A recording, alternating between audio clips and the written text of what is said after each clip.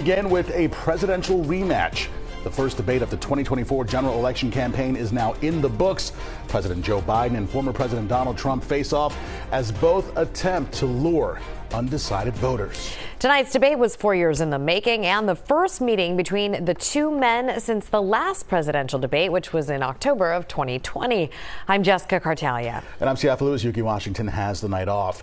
Tonight's debate is the earliest presidential debate in U.S. history, 131 days before Election Day. CBS News Philadelphia's Dan Snyder joins us now with a closer look at tonight's contentious face-off. Hi, Dan. Hi, Jess. Hi, Siafa. There is still a long way to go to Election Day, as you mentioned, but tonight was certainly the biggest moment in the 2024 cycle to date. President Biden and former President Trump were face-to-face on the debate stage in Atlanta. We saw a much more restrained Trump than those debates 4 years ago, but did continue to stretch the truth on some of those topics. And Biden did go after Trump, albeit with some longer, wandering responses.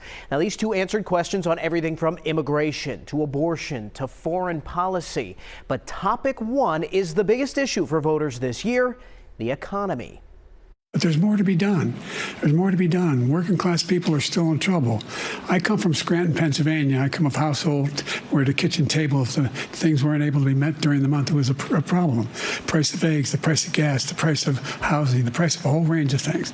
That's why I'm working so hard to make sure I deal with those problems. The only jobs he created are for illegal immigrants and bounce back jobs, a bounce back from the COVID. He has not done a good job. He's done a poor job, and inflation's killing our country. It is absolutely killing us. Now, you heard former President Trump there mention immigration. It was an issue he really worked into pretty much every topic during tonight's debate. And not a surprise, he's run on immigration and border security since all the way back in 2016. Both candidates laid out their vision, with Trump attacking Biden's policies and Biden touting his recent executive actions. What's taken place in our country, we're literally an uncivilized country now.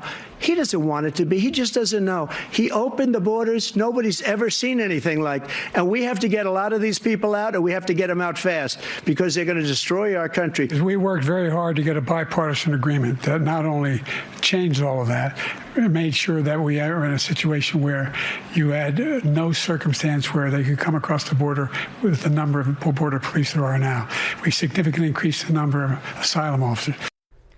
Now, Biden has also hit Trump routinely throughout this campaign as what he calls a threat to democracy. Trump has claimed throughout the last 4 years, without any evidence, that the 2020 election was stolen. He was asked tonight if he would accept the results of the election this year after all legal challenges had been exhausted, regardless of who wins.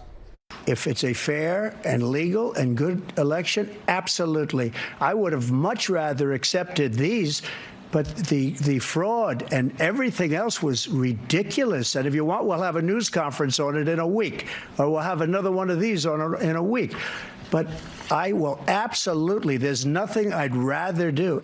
Not one single court in America said any of your claims had any merit, state or local, none.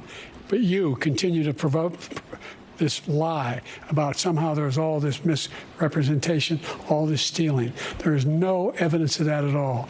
And I tell you what, I doubt whether you'll accept it, because you're such a whiner.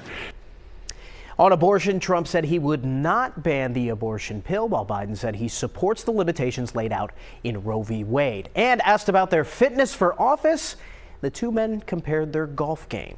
Now, the second and final debate is scheduled to happen in September.